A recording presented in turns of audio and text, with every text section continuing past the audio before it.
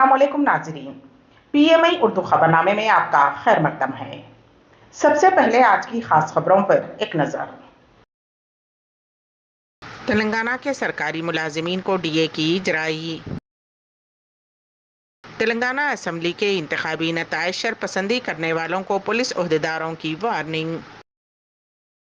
4 रियासतों के असेंबली इंतखाबात के नताइज का 3 दिसंबर को ऐलान। हमारे अरकान असेंबली को कोई खरीद नहीं सकता, कांग्रेस।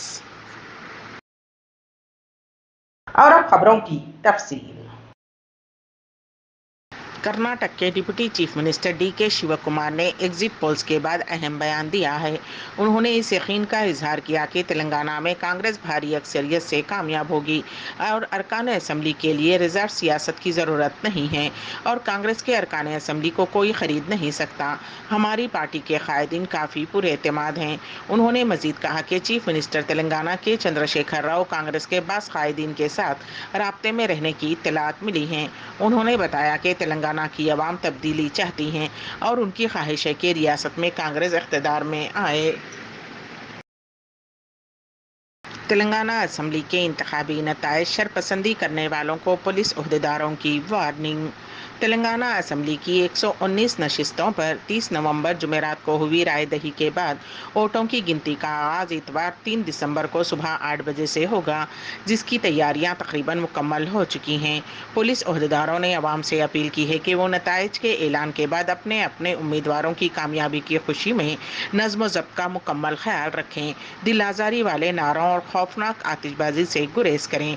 ट्रैफिक में खलल अंदाजी पैदा करने वालों से कानून के मुताबिक सख्ती से निपटा जाएगा। सड़कों और मुख्तलिफ मकामात पर CCTV कैमरे नस्ब हैं, जिससे शरपसंदी करने वालों की निशानदही और भी आसान हो जाती है। नौजवानों को चाहिए कि वो किसी भी जमात के कायदीन और कारकुनों के बहकावे में न आएं। कविता का अपने वालिद और भाई के वीडियोस के साथ जज्बाती ट्वीट। चीफ मिनिस्टर तेलंगाना की दुख्तर व BRS रुकने कानून साज काउंसिल कविता ने अपने वालिद और भाई के ताल्लुक से एक जज्बाती ट्वीट किया है। उन्होंने इस सिलसिले में 2 वीडियोस पोस्ट किए।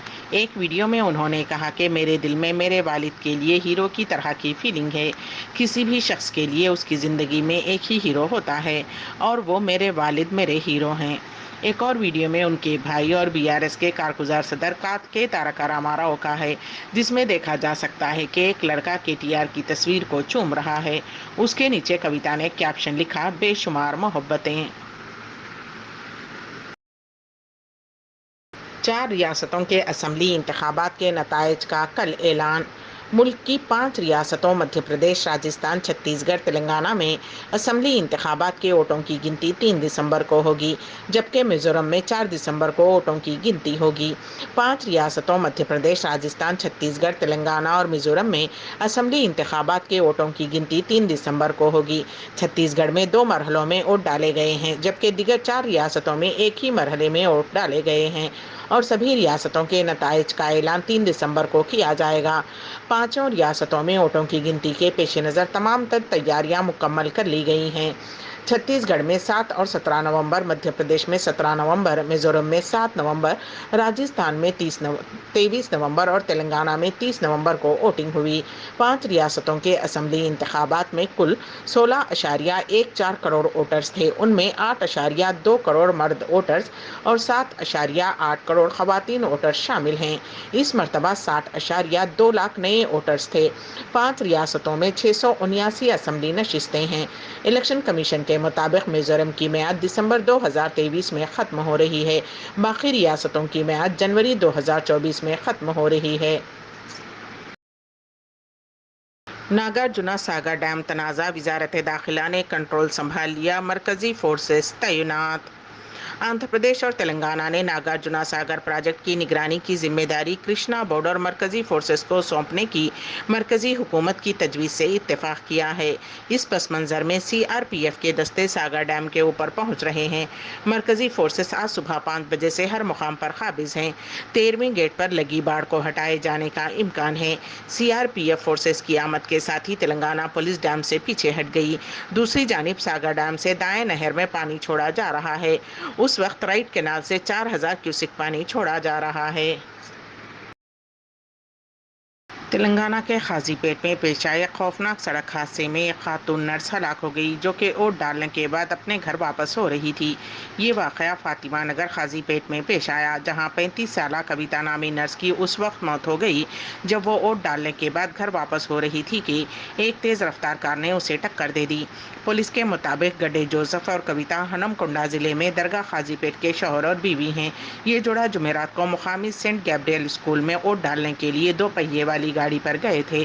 ووٹ ڈالنے کے بعد گھر لوٹتے وقت ایک کار فاطمہ نگر سے درگاہ کی طرف آئی اور کویتا کو ٹکر دے دی۔ اس حادثے میں اس کے سر پر شدید چوٹیں آئیں۔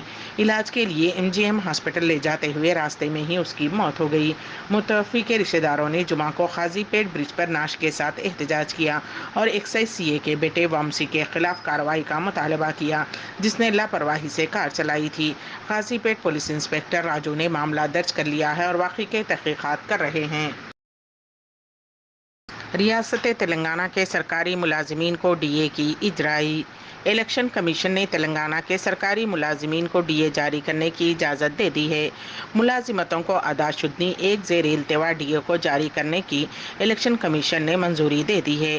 الیکشن کمیشن نے کہا کہ ریاستی حکومت کی درخواست پر اجازت دی گئی ہے۔ اگر مسلمان اب بھی بیدار نہیں ہوئے تو بہت دیر ہو جائے گی، مولانا ارشد مدنی کا بیان۔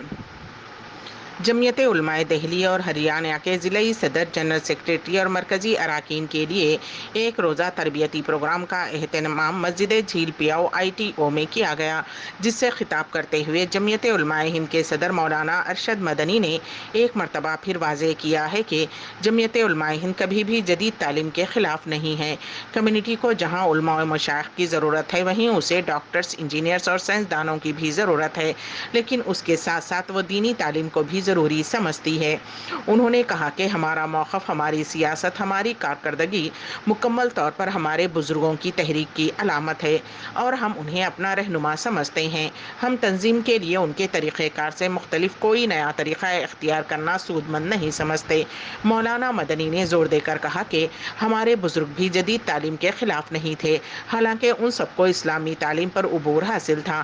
ملک کی آزادی کے لیے انہوں نے انگریزوں کے خلاف طویل جنگ لڑی اور اپنی جان و مال کا نذرانہ بھی پیش کیا، لیکن حقیقت یہ ہے کہ وہ انگریزی تعلیم کے خلاف نہیں تھے۔ اسی لیے جب ملک آزاد ہوا تو جمعیت علماء ہند نے علماء کرام کی قیادت میں مدارس اور اسکولوں کے قیام کے لیے ملک گیر تحریکوں کا باقاعدہ آغاز کیا، کیونکہ وہ سمجھتے تھے کہ کمیونٹی کا تعلیم یافتہ ہونا ضروری ہے۔ اسرائیلی قتل عام کے جواب میں تل ابیب پر راکٹوں کی بوچھاڑ۔ حماس کے عسکری ونگ عز الدین القسام بریگیڈز نے ایک بیان میں کہا ہے کہ اس نے تل ابیب کو راکٹوں سے نشانہ بنایا ہے۔ عرب عالمی خبر رساں ایجنسی کے ایک عینی شاہد نے بتایا کہ اسرائیل کی جانب راکٹ داغا گیا، اس کے بعد اسرائیلی علاقے میں سائرن بھی بجتا رہا۔ اسرائیلی میڈیا نے بتایا کہ الدھا اور الرملہ بشمول متعدد اسرائیلی قصبوں میں سائرن بجائے گئے۔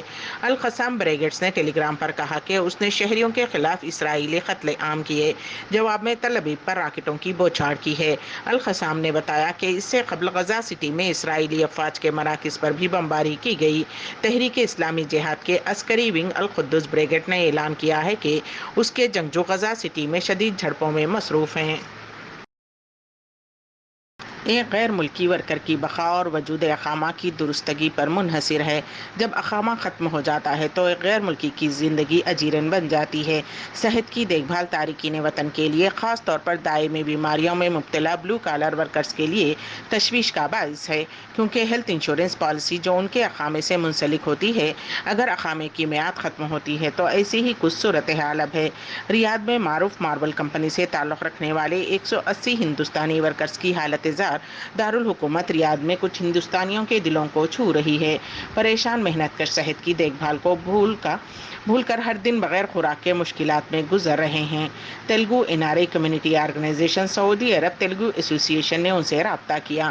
موسم سرما کے دوران ان کے صحت کی دیکھ بھال کے بارے میں فکر مند ہیں، کیونکہ ان میں اکثر دائمی بیماری میں مبتلا ہیں۔ ایسوسی ایشن نے جمعہ کو جریر میڈیکل سینٹر کے تعاون سے ایک ہیلتھ کیمپ کا انعقاد کیا۔ کے ساتھ ہی PMI اردو خبرنامہ یہیں پر اختتام پذیر ہوتا ہے، تو دیجیے گا سبیحہ تبسم کو اجازت۔ اللہ حافظ۔